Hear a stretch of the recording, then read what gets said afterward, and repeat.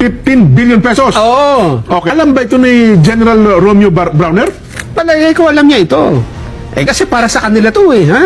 Mula 2023 hanggang 2025, 15 billion ang Kabuuan? Oo. Dapat ang itatayo nito, Nelson, ay ano ito, mga barracks o Lahat ng mga nationwide. Oo, lahat ng makailangan ng mga sundalo. Grabe na. Lumilitaw, yung mga project pala, kung hindi man natapos, hindi nagamit.